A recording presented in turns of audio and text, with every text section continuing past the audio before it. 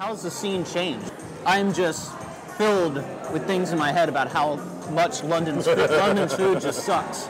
That's obviously not the case. Yeah, it's a generational thing. Now, I grew up in the generation that grew up on white bread sandwiches, you know? Yeah. The very basics. There was a piece of white bread. Wonder there was bread. a bit of, yeah, exactly. There was a piece of ham, and then there was a piece of white bread, and that was a sandwich. You know, the generation who are coming through now have grown up with ciabatta and focaccia bread.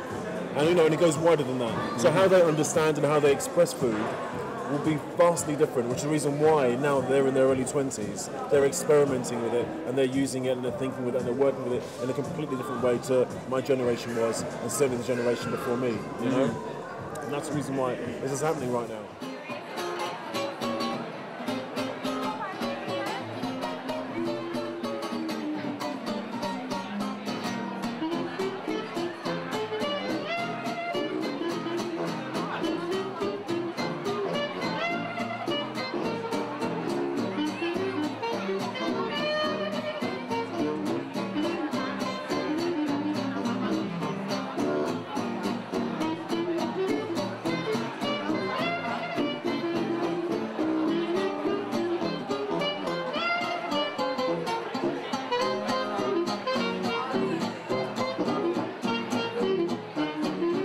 How did this happen?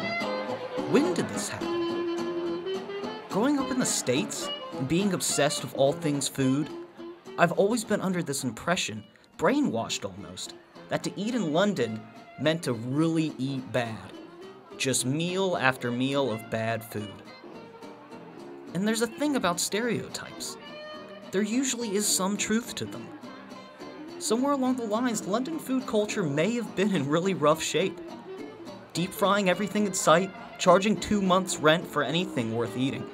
But somewhere along the lines, it's changed. And this change, this food culture shifting, stereotype breaking change, is not coming from the 5 Michelin star restaurants. It's coming from the street. The London street food culture has exploded. The crazy thing is, it's mostly non-chefs all over the city who are setting up these stalls, vans, food trucks at these markets giving out insanely good, fresh food. Most just serve 1 or 2 things, but they do them well. Really, really well. Some people come and they're like, oh wow, do you make these yourselves? And I find it amazing that they think that we would not make them ourselves. Yeah, you know? like you're getting it like from we're the getting them from you're this getting Chinese it from the, superstore. or you're getting like, it from the frozen section of Yeah. Sainsbury's, you know. Yeah. We're like, yes, we make them ourselves, and it takes all day. Like, you know, like you're buying Auntie Chun's Yeah. frozen gyoza. We didn't plan to get into street food. There was no big plan to be like, we're going to get into street food. It just kind of happened through circumstance. So it was, I was doing strategy. You didn't even know what you were doing. Yeah, I barely knew what I was doing. Strategy at a TV company. And we used to email each other all day long, like in Gmail, being like, I'm so bored, I'm freaking out, what are we going to do? We and were like, very bored. you know, like you can do multicolored letters in Gmail. We used to write like whole colors of the rainbow to each other. Like I remember my boss came up, she's like, Candida, have you finished this? I'm like, can you hold on, because I'm writing an email. I'm busy. Like, let's change our lives and get out of the office. Because I'm sure there's people that are like, what are these? This isn't authentic. Look at these. Two, look at these. Like, look at this white guy and white girl from London that are you know trying to cook Asian food. Yeah, they look at you with like slightly dubiously, and then they try it, and then they're like. But we haven't really had anyone who's come up and gone, this can't be authentic because you're not Japanese. Yeah, you know. Most people are inquisitive. They're and they're like, oh, interesting. What's this? We actually had it at Street Feast on Friday. A Japanese guy came up, and you know, someone who knew his gyoza, and it's when they take it away. And they eat it, and they get that smile on their face, and they're like, "This is Japanese. Tell us what you think." This is because it's the equivalent of a Japanese person making fish and chips for us, or something like that. Yeah, it's that equivalent. It's absolutely. Kind of everybody always talks about not wanting to bring their work home with them. Yeah, and we're like at home working. Yeah, all day. You guys do. But what's also cool about the community of the traders, like we were just talking about, is it's quite solitary when you're prepping, and we bicker like nothing else, and you're hauling stuff around and you're washing up, and you're kind of really contained within your prep kitchen or your home or wherever you're doing it. And then when you turn up at the events, there's like this massive childish excitement, like it's the first day of school, and you like run around and see how everyone is doing and what they've been up to, and you kind of really prop each other up. Exactly. You swing between being very solitary and very gregarious and sociable and. But there's something quite amazing about all these faces peering in at you, like cash in hand, and you giving them this thing that you've made with your bare hands. Yeah. You know, we're not chefs, like Yeah. we're just passionate about gyoza and about like our product and our journey, but it's a real expectation But when you give them the book. what's also really satisfying is when you're in that flow of serving. So what do you guys say to the whole notion that London has bad food then? I think London has good food, but you just have to know where to find it. And I think definitely street food is reimagining London's like foodie scene for the outsider. The quality and the range of street food is like insane. I mean, that was like some burgers, some wraps, some like sausages, some raclette, whatever, like, and it was all really good. But now, I mean, the things some people are doing, like squid and pear, she gets like fresh crabs, she goes meets her scallop diver at 4 a.m. on the motorway in the morning to sell in the market that day. These kinds of traders. Because you've got to have something unique, right? You have to be unique, but it has to be worthwhile as well. You know, it's got to be good. It can't be some too. stupid token concept that actually people don't want to pay for. But also because you know people have done the burgers, and they've done the burritos, and people are having to come up with ever more creative and interesting takes on food, you know, fusion food, etc. So it's getting very creative, and everyone collectively has to raise their game. You know, we've finally got a growing respect in London for our cuisine, and we have one of the best nightlifes in the world. So it just seems to make sense that we should actually have somewhere you can go and enjoy a range of the cuisine that we have at night. And I thought about it for years. I've worked in events in London for over 15 years. Last year, I just quit what I was doing, sold my business, and spent nearly a year researching street food, going out to markets every weekend with my little boy, making him feel like he was part of it, you know. Him telling me the ones he wanted and the ones he didn't want. Until we launched this year, man.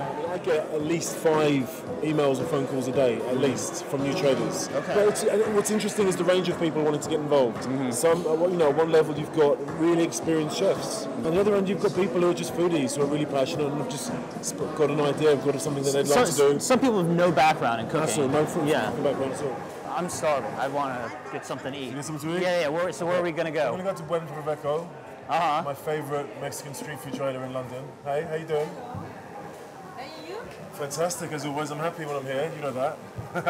Can I get some tacos, please? Of course. So what do you know me? What do you recommend? What's your? I have the beef today Yeah. with a green tomatillo sauce with chipotle. I have the pork with it.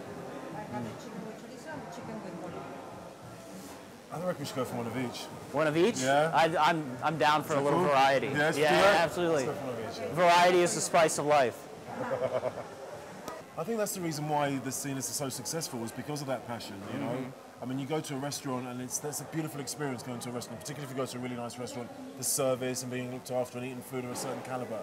But you get to taste the passion, but when you come to a street food market like this, you get to meet people who've got passion, who you can sit there and you can talk to them, you can ask them what went into it, you can ask them where the recipe came from. How important is that you get to shake the hand of the person who's making your food? Yeah, it's not just that. It's also important for a person like me who's organising a night market. It's massively important in terms of the event. Yeah. Because as you walk around, for anybody who's sitting there, they're eating their food, but they're getting great energy from every single one of these people here because they're passionate about it. Yeah. If the food was great, but the person on the other side of it wasn't that really bothered or didn't really have the greatest people skills and so on, the experience would be lessened, you know? So it's a key thing for me to make sure that we have great food, but it's also a key thing for me to make sure that the people working at street feasts are people who've got a lot of passion. Should we grab these and go eat? Absolutely. You can serve all the salsa that you Help want, yourself, what like would you the like? pico de gallo, Oh, man. mole, and red onion with habanero chili, which is really spicy.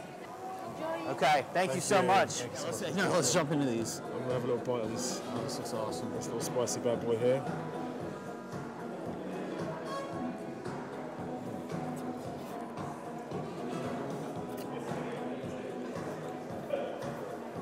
Oh man, There's no graceful way to eat a taco. it's street food at its finest. Yeah, It's messy. yeah, totally. It's good. It's proper street food as well. Man, One of the things I that's like. awesome. That's not even the spicy one, and that just kicked my butt right there. Really? Yeah. Watch out for this one. Okay. Man, that is good. That guacamole is on point. Absolutely. I mean, what I love is like it's original street food as well.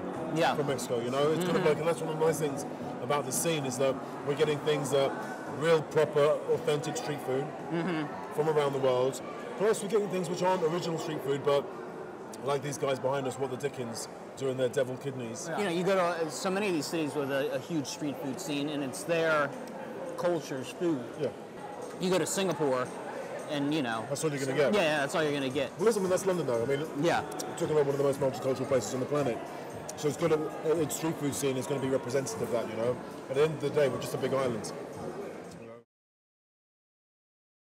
Please, can we try the pimp steak? What's it called? The pimp steak? I love that. Do you twist the dog? No, what is that? What is this method you speak of? Okay, we can attack this from opposite ends. I judge a hot dog by its snap, and that snap was perfect. That thing looks awesome.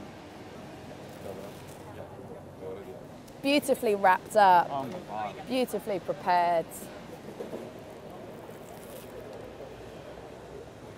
That is so simple and like so amazing. Ribs or ribs? Oh, I'll go with ribs. Okay. They picked the ribs. So basically, Oh, okay, so we're not actually getting like a rack No. or anything like that. Okay. No. So he's slow cooking those ribs from midnight last night, and then he stores them, and they get really, really soft. And then they bring them all in, and they pick it all off the bone. Yeah. And then he makes his own sauces. He's got a sauce called Holy Fuck, which is his original sauce. And then he starts on Twitter kind of asking people, what shall I call my next sauce? So the next sauce he called Christ on a Bike. Okay. I'm gonna go in. Yeah. I'm going in for the kill. Okay. And the name of the sauce is what again? Holy Fuck. Holy fuck sauce.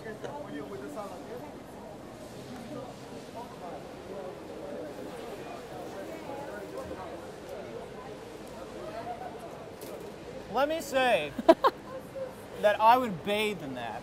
So have you eaten well? I have eaten very well.